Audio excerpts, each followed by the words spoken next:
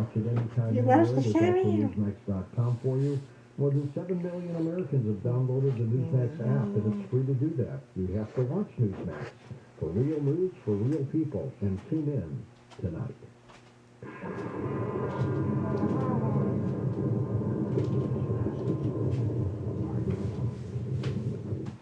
I've driven a limo for 11 years. It might sound glamorous, but it's tiring, repetitive physical work. I got to a point where I was in severe pain and couldn't bend my leg or stand up straight when I got out of the vehicle.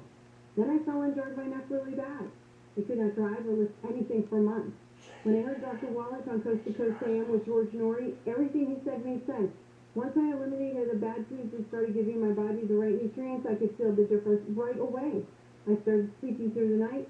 My body didn't hurt all the time, and I was driving again in 3 months. I went from 230 pounds to 170 pounds. My life has completely changed, and I am so grateful to Dr. Joel Wallace. My name is Ruth Ellen Sanchez. Visit criticalhealthnews.com.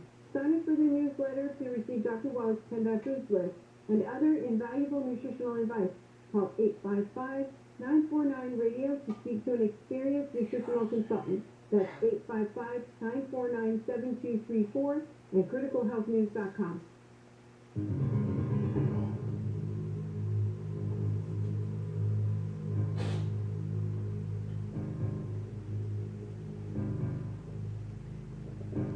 And welcome back to Coast. George Norrie with you, along with Michael Cremo. Michael's website is linked up at coasttocoastam.com. He's got a number of books out there, including The Forbidden Archaeologist. Michael, it sounds like you are hinting toward a possible nuke explosion that created that crater. Yeah, for a long time, most of the geologists were saying it was volcanic. But in the 1960s, there was a geologist, a Dr. Shoemaker, who was working for NASA, and he said, no, this is a meteor impact crater. And he said, but it really resembles the craters that were made by nuclear bomb tests in Nevada. Because for a while back at that time, they were actually testing nuclear weapons on the ground, you know. So I thought that was pretty amazing that he said it has the exact characteristics of the craters left by nuclear bomb tests in the American West. Was that Eugene Shoemaker who discovered the comet Shoemaker-Levy? Right. Yeah. Same guy. Yeah, he had a lot of credibility. He was the one who proved finally that it was a meteor impact crater. It was actually the first one that was accepted by scientists generally. So he was an employee of NASA. They did name that comet after him. That's right. Let's go to Bill, truck driving in Idaho. Hello, Bill. Go ahead, sir. Hey, George. Hey, Mike. I have a question. You were talking about Indonesia. And, and again, I don't want you to think I'm being a know-it-all, because to tell you the truth, because of society, I kind of forget as well. We focus on the Bigfoot because the Bigfoot is remarkable in size. It's an extraordinary, being. But there are legends of smaller cryptids that are Bigfoot-like. Yep. And I think we kind of, because we can explain those away. Like, for instance, the capuchin monkey. The capuchin monkey is not an ape. The organ grinder monkey. But because of evolution, it does, the remarkable nature of evolution, it does kind of have a human-like face. So, they made it the organ grinder monkey, right? But the thing is unless Bigfoot exists outside of evolution, it would only make sense if there were Bigfoot-type cryptids that are smaller. And one example is the orang pendek in Indonesia. There was one in South America, which I forget its name, but they discovered a lemur, a tree-dwelling lemur. They think is the source of those legends. And then the Native Americans had one, and called a lofa or something like that. And then, in Florida, you do still hear every now and again about the musk ape. And a lot of times that's you know, they say, it's just some wild animal. It's Florida. It's a wild animal that got loose. But have you ever considered looking into the smaller cryptids, the smaller Bigfoot-like cryptids? That's my question. Yes. You were mentioning the orang pendek from Indonesia. I mentioned that in some of my writings, that there's an incredible variety of, and I was trying to hint at that when I was saying there have been sightings in Indonesia. But you put the name on the creature from Sumatra. I think most of the sightings are at the orang pendek. And sometimes people say, oh, they're just mistaking a gibbon or an orangutan for some hominid, you know, like Bigfoot-like creature. You know, as you say, smaller though. But I think that the people there, they understand, the difference between, they know what an orangutan is, they know what a gibbon is, and this is something that, according to even the local people, is quite different from them. Next up, we've got Braden in Lovell, Wyoming, west of the Rockies. Braden, go ahead, sir. Hello, guys.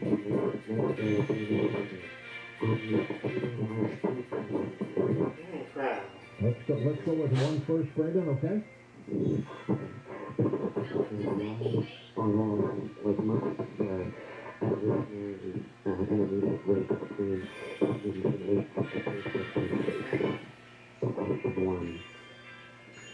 And we didn't understand that last question. Yeah, I didn't catch it. There was some interference. Go ahead, Braden. I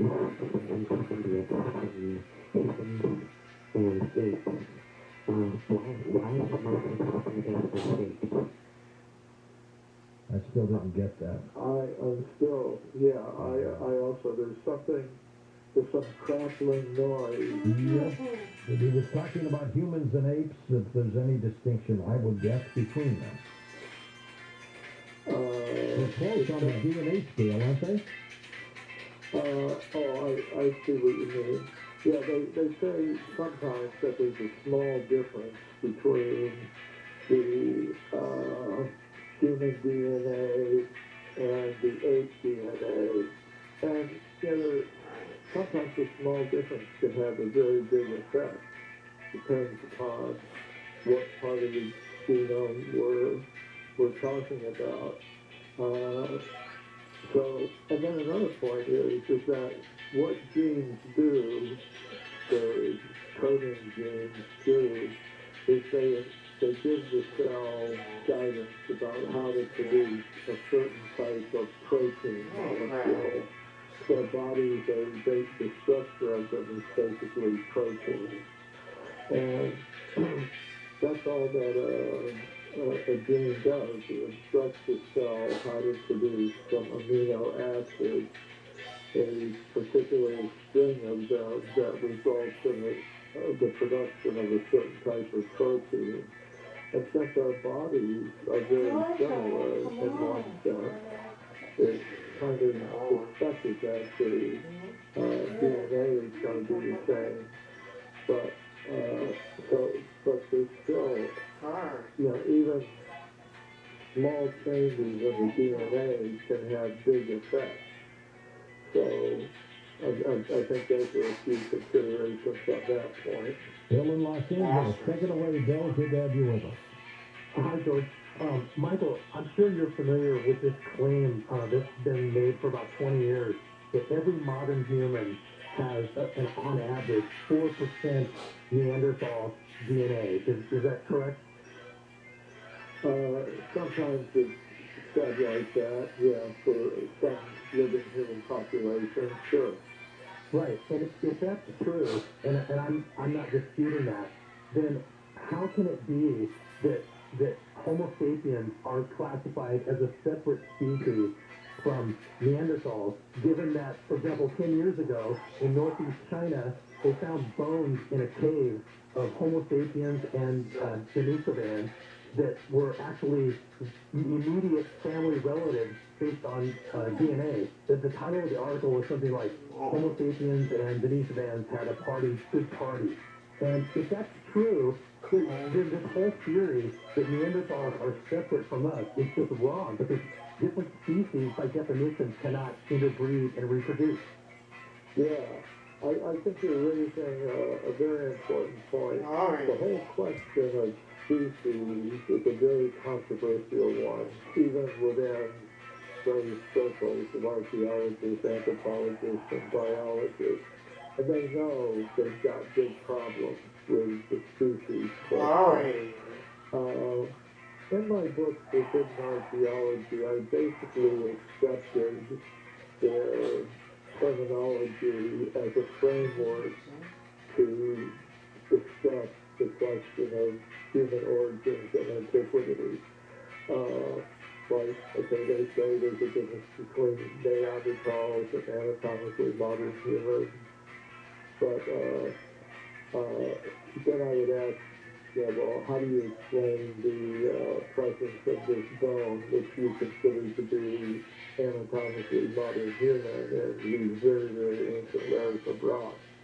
But in a business I'm working on now, I'm proposing to adopt a different type of species designation. I would say, in this new proposal I've got, it's like, I would say there's a species, Homo sapiens, that includes the fossils that are now attributed to Neanderthals.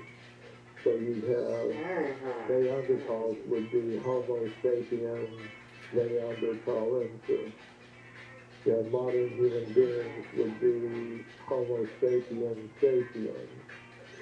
In other words, they'd all be part of the same species, but with different subspecies names instead. And even that's not perfect. First time caller is Ben in Colorado Springs, Colorado. Thanks, Ben. Go ahead. Joe, do you agree that the Bible talks about the past, the present, as well as the future? Yes. Then how could we have free will? We could change the future if we have a free will. We're supposed to have free will, but I'm not sure we do. Well, I think we all have the sense that we can change the future. Otherwise, we know we can change our own future by the way that we act in the present. And we also know that we expect others to change their behavior. The whole criminal justice system is based on the idea of free will. If nobody had any free will, nobody would be responsible for any of their acts, yet what they produce in terms of the future. So I think we do have free will. It's not complete, absolute free will, but that we think that anything we want happens. So, I want to be a billionaire, and you become a billionaire, just automatically because you desire it, or will it. There has to be some. I think Jeff Bezos said that once. Yeah. What could happen He to said it. I think Jeff Bezos, the man that wanted to be a billionaire. What could happen to him? Go to Walter in Pennsylvania. Hey, Walt, go ahead. George, I think science is inevitably proving to us that we are in fact living fossils, that George, 8 billion of us can't be all of the same species, just as there are a multiplicity of different types of different species of hairy apes, needless to say, the chimpanzees, the gorillas, the orangutans, the gibbons, and others. George, 8 billion naked apes cannot be of the same species. I think it's obvious that science is showing us that we are a hodgepodge of different species, subspecies, and races. Now, George, this is nothing new. My high school biology yearbook spoke about this. I believe it was published in '62. I had the high school biology in '66, and it talks just really about the multiplicity of different types of stovepipes that are extant and different hair types, the curly hair versus the straight hair. Obviously, George, you have different facial features, different nose shapes and eye shapes, so it's really nothing new. But you know, George, it's hard to reconcile it with religion. George, I went to Catholic high school, but we were very open in science. We didn't try to hide the evolution. We tried to reconcile it with our religion. Obviously, the nuns and the priests tried to do this. But George, I don't think it's possible to reconcile evolution with belief in Satan and exorcism as you had Monsignor Zebulon the other night. I just don't think it's possible, George. What do you think, Michael? Only have 20 minutes I agree with him that there's big problems when you try to reconcile the worldview of modern science with the worldviews that are based on something that goes beyond that. Yeah. Michael, with the minute or so to go, let's tell folks where they can get your book. A good place to start is my website, mcremo.com, mcremo.com. They'll also find a schedule of upcoming interviews, like if they've gone there, they would have seen my appearance tonight on that schedule list. There's also a list of upcoming in-person events in April.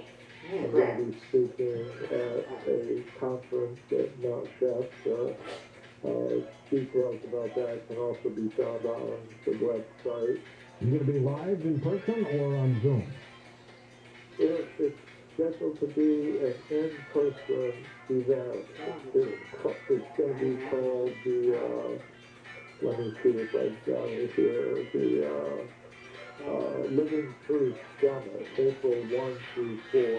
Let's hope that it is in person, because it's time for all of those things to start happening again. Michael, as usual, thanks for being on the program. Truly enjoy it. Up next, demonology.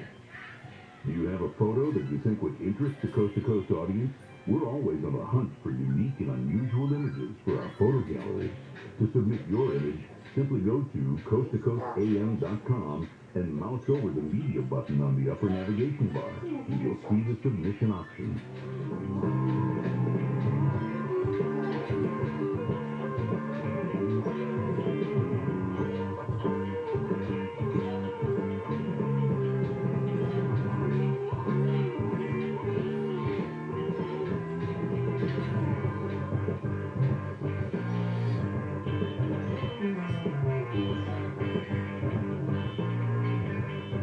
If you're thinking about refinancing your mortgage, maybe you've already filed, maybe you already have refinanced in 2020, it's still more than worthwhile to contact HMS Capital. Mark Tice of HMS Capital recommends you apply with HMS Capital and then any other lender. HMS Capital is the only lender I know that actually encourages homeowners to apply with other lenders. He is that confident he can get you the best deal. And I've known Mark for over 16 years, and I've done 2 mortgages with him. No appraisal or application fees of any kind. Take the HMS Capital challenge, apply with another mortgage company, and also apply with HMS Capital. The rates are the lowest they've ever been. Call 833-255-5698. That's 833-255-5698. Visit hmscapital.com. hmscapital.com. We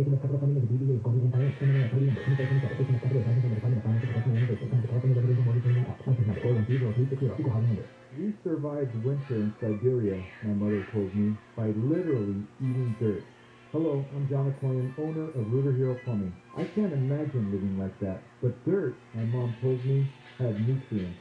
We are so fortunate to live in the world's richest country, but every day children go hungry. At Rooter Hero Plumbing, we want to help, so we're bringing back our Hero Help program. Before COVID-19, we fed the homeless, adopted families, and cleaned the bay. But our most popular program was handing out canned goods. Rooter Hero will once again hand out food with no questions asked. Simply pull up in your car and we'll help your family. Go to rooterhero.com/herohelp for the date and location. If you want to donate canned goods, call us at 866-DRINK77 for a Rooter Hero Plumbing location nearest you. Thank you. CL 102-8886. Untangling the mess until it makes sense. KFI AM 640. KOSC-HD2. Los Angeles, Orange County. Live everywhere on the iHeartRadio app. Prison for wannabe bombers. I'm Phil Hewlett from the KFI 24-hour newsroom. A U.S. Army veteran has been sentenced to 25 years in federal prison for trying to bomb a white supremacist rally in Long Beach in 2019. Prosecutors made their case for life in prison ahead of yesterday's sentencing. The man bought materials to make explosives and hired somebody to build those bombs. That somebody turned out to be an undercover cop. The CDC is expected to sign off for the first COVID vaccine for kids tonight. Advisors are meeting today to vote on Pfizer's shots for 5 to 11-year-olds. The last words of the cinematographer who was killed on the New Mexico movie set are being revealed. Helena Hutchins reportedly cried out, "That was no good," seconds after she was shot by Alex Baldwin. A middle school teacher in Ventura is coming under fire after she was recorded going on an anti-vaccine rant during class. The teacher at Anacapa Middle School is heard on the student's cell phone recording saying vaccines do not prevent the virus from spreading. Then she goes on to question whether former President Trump really lost last year's election. The students have been moved to another class. The Chargers want to move their team headquarters a lot closer to SoFi Stadium. The team's current headquarters are in Costa Mesa. Now the organization plans to build a new corporate headquarters and training facility on 14 acres of land in El Segundo. I don't know how he pulled it off, but a man from Lake Balboa faces 9 felony charges on suspicion of lying about being a licensed attorney and charging clients for his services. He apparently operated a law office in Sonoma Park for 2 years and agreed to represent clients in family law and personal injury cases despite never having passed the bar. I should mention he was already convicted in 2010 of unlawfully practicing law. Southland weather from KFI. Morning, low clouds and fog will eventually give way to mostly sunny skies this afternoon. Highs in the mid-60s at the beaches, low to mid-70s inland. Right now, it is 58 in Midway City, Laguna Niguel 52, Redondo Beach 57, and in Glendale 55 degrees. We lead local. From the KFI 24-hour newsroom, I'm Phil Hewlett. There's a 405 South Africa, the rest of Oka. Emergency shut down for road work until 5. And it's Irvine, just off the 405. Southbound, right after Irvine Center Drive. You have first from an earlier pass, taking up the 4 left lane. You're driving fast from the 133. South Almonte, we have a look on 60 westbound for Road 3 to Finley. 3 left lanes are going to be turned off for road work until 5. KFI and the Sky Health System that has to operate there. There's nothing better than feeling safe and sound while you gently drift off to sleep. And speaking of feeling safe, Sit and Sleep honors the veterans, active duty military, and first responders who protect us during our Veterans Day sale. Save up to 50% off the best spread. Sleep interest-free for 12 months with your minimum monthly payment. And we're giving a special Veterans Day sale discount to all those who serve. To all the heroes who help us sleep a little easier at night. Happy Veterans Day from Sit and Sleep. The Delta variant is making COVID-19 spread faster and more easily. Variants can be more contagious, aggressive, and deadly. But we know vaccines work. Vaccinated Californians have greater protection against serious illness, hospitalization, and death. We can help stop the spread and end this pandemic. Get vaccinated. And learn more so you can protect you and others. Find a vaccine near you at myphone.ca.gov. Brought to you by the California Department of Public Health. Some people hate daylight savings time, but for me, that just means more good times at Morongo. And now, the top 5 reasons to visit Morongo. Number 5.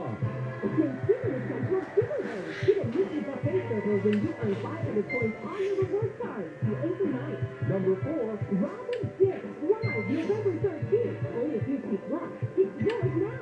3. Lucky Gold Giveaway. You can win up to $2,000 cash playing your favorite game. Friday, 6 p.m. to 2 a.m. And the number 2. Thanksgiving to go. Get a full feast with 8 sides for one low price. Call 866-234-7006 for order today. veterans get a free gift and enjoy 50% off dining with valid military ID on Veterans Day. Morongo. Good time. Why would a plumber just tell me what it costs to unclog my drain over the phone? Is it that complicated? No, it's not. It makes no sense at all. They obviously have a price. No, you're not a nice aroma. Who are you? Mike Diamond, the smell The good. outrage. Will you tell me how much to unsalt my drain? $99. Then you haven't seen it. Don't need to. Doesn't matter if it's a kitchen sink or a main Why line are fuel you so socket. stressful? The Smell Good Plumbers with Mike Diamond will unclog almost any drain for $99. Almost. Yeah, they're a good company. You can learn about them on our website. Monsters University. Just go to thesmellgoodplumber.com. Wow, you're right and everything. I'm just a guy named Bubba who never told me anything. No brothers here, ma'am. Just professional plumbers who show up on time, smell good, and unclog drains for $99. Call us 1-800-446-MIKE. Contact your license number 39917. Join us for the Autism Speaks Walk as the autism community reunites to support one another and fuel the Autism Speaks mission to promote solutions across the spectrum and throughout the lifespan for people with autism and their families. To register, visit autismspeaks.org. KFI, AM 640, more stimulating talk.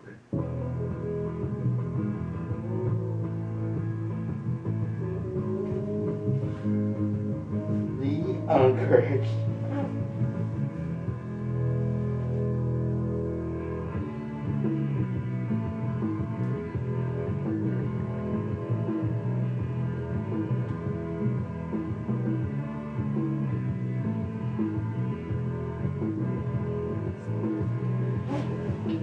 Please talk to us, guys. How are you feeling?